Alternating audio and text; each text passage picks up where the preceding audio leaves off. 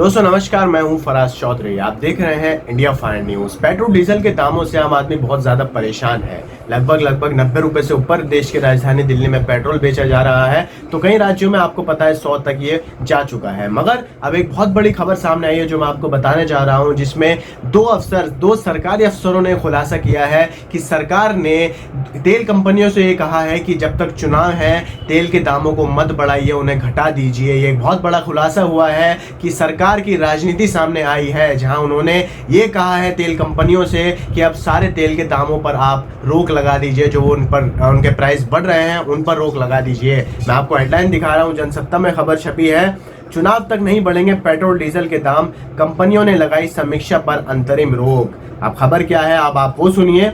तो मोदी सरकार को अंदाजा है कि पेट्रोल डीजल की कीमतों को लेकर आम आदमी के मन में असंतोष पनप रहा है। चुनाव में यह नाराजगी बीजेपी के लिए भारी पड़ सकती है। अभी बंगाल में चुनाव है, उत्तराखंड में अगले साल चुनाव है, उत्तर प्रदेश में भी अगले साल चुनाव है और असम में भी चुनाव है। चुनाव में नाराजगी बीजेपी के लिए भारी बहुत ज्यादा पड़ सकती है। यही वजह है कि 5 राज्यों के चुनाव जैसे निकट आए, पेट्रोल डीजल की कीमतों में रोजाना होने वाली बढ़ोतरी रुक गई।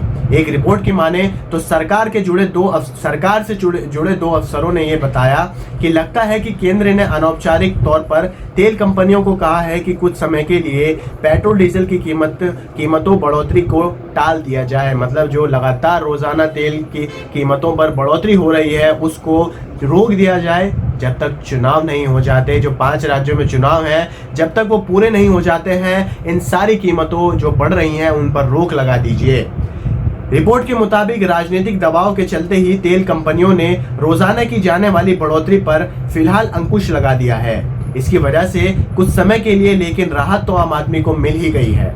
जिस तरह से रोजाना तेल के दाम बढ़ रहे थे, उसमें लोगों के मन में सरकार के प्रति नाराजगी तेजी से बढ़ रही थी। हालांकि कुछ राज्यों ने अपने टैक्स में कमी करके लोगों के असंतोष को कम करने की कोशिश की है, लेकिन जो टैक्स कम हुआ उसे ऊंट के मुंह में जीरे की तरह से कहा जाता है।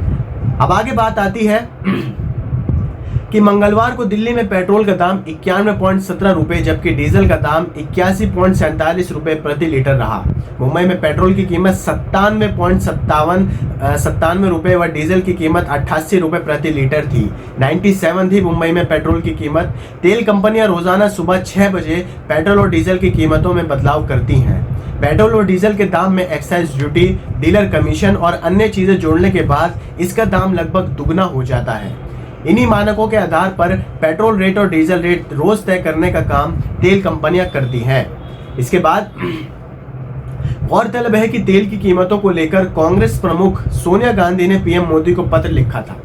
सोनिया ने सरकार को राजधन की याद दिलाकर तेल के दामों में तत्काल कमी करने को कहा था।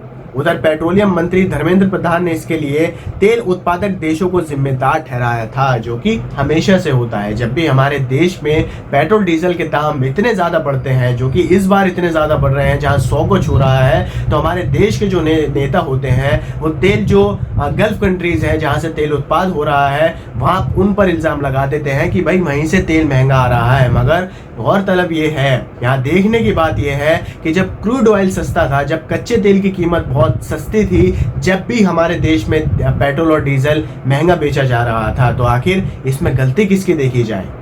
अब इसके बाद प्रधान ने कहा कि कच्चा तेल महंगा होने के साथ ही हम कीमतों को लेकर चुनौतियों का सामना कर रहे हैं। उनका कहना था कि तेल कीमतों में बढ़ोतरी के लिए कोरोना संकट भी जिम्मेदार है। कहीं ना कहीं ये बात आप जिम्मेदार ठहरा सकते हैं कि कोरोना महामारी के कारण भी पेट्रोल डीजल की कीमतों में बढ़ोतरी हो सकती है, मगर इतनी ज्यादा, वो भी इतने लंबे समय तक, ये मामला कहीं ना कहीं शक की निगाह से देखा जा सकता है आम आदमी द्वारा। क्योंकि आम आदमी जो कि मिडिल क्लास आदमी होता है, क्योंकि देखिए जो रिच क्लास होता है उसको कोई फर्क नहीं पड़ता है महंगा तेल खरीदने में, मगर जो मिडिल क्लास आदमी होता है, जो लोअर क्लास आदमी होता है, उसकी जेब पर इसका बहुत ज्यादा भारी असर पड़ता है। आप सोचिए, जब एक व्यक्ति अपने घर से जॉब के लिए निकलता है और जॉब के लिए उसे जाना होता है 100 किलोमीटर दूर, और वो जाकर पेट्रोल पंप पर एक बार वो 70 रुपए का पेट्रोल भरवाता है, तो वो खुशी से अपनी जेब देखकर ऑफिस चला जाता है। मगर दोबारा जब वो पेट्रोल पंप जाता है अगले महीने या उससे अगले साल, तो वहां पर जब वही 70 रुपए का पेट्रोल वो 100 रुपए में भरवाता है, तो वो बार बार अपनी जेब टटोलता है और वो अपने परिवार के बारे में सोचता है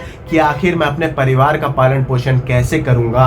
जब मैं 100 रुपए का पेट्रोल खरीदूंगा, 100 रुपए पर लीटर पेट्रोल खरीदूंगा, तो आखिर मैं अपने परिवार को क्या खिलाऊंगा, मैं अपने आप क्या खाऊंगा, मैं अपने परिवार की जरूरतें पूरी कैसे करूंगा। तो जरूरी है कि सरकार इस पर ध्यान दे और कहीं ना कहीं ये राजनीति छोड़ दी जाए, क्योंकि ये राजनीति खेल खुद सब पार्टी करती है। हर देश में चुनाव के समय राजनीति खेली जाती है, मगर यहाँ पर इतनी बड़ी कम से कम राजनीति ना खेली जाए आम आदमी के साथ कि चुनाव आ रहे हैं, 5 राज्यों में चुनाव है, तो तेल कंपनियों से कह दिया जाए कि भाई अब आप अपनी जो तेल के दाम बढ़ रहे हैं उन पर रोक लगा दीजिए जब तक चुनाव पूरे नहीं हो जाते। जरूरी है कि सरकार ऐसा कुछ काम करे कि तेल के दाम ऑटोमेटिकली घट जाए और नॉर्मल रेट पर ही आ जाए, ना चुनाव के टाइम पर वो बढ़े, ना चुनाव नॉर्मल टाइम पर रेट को बढ़ाया जाए। आप लोगों को खबर कैसी लगी आप मुझे कमेंट कर बताइए। खबर आपको पसंद आई हो तो इसे लाइक कीजिए, वीडियो को शेयर कीजिए और हमारे चैनल इंडिया फाइन न्यूज़ को सब्सक्राइब करके बेल का आइकन दबाइए ताकि आपको सारी अपडेट्स मिलती रहे। मुझे दीजिए इजाज़त, नमस्कार।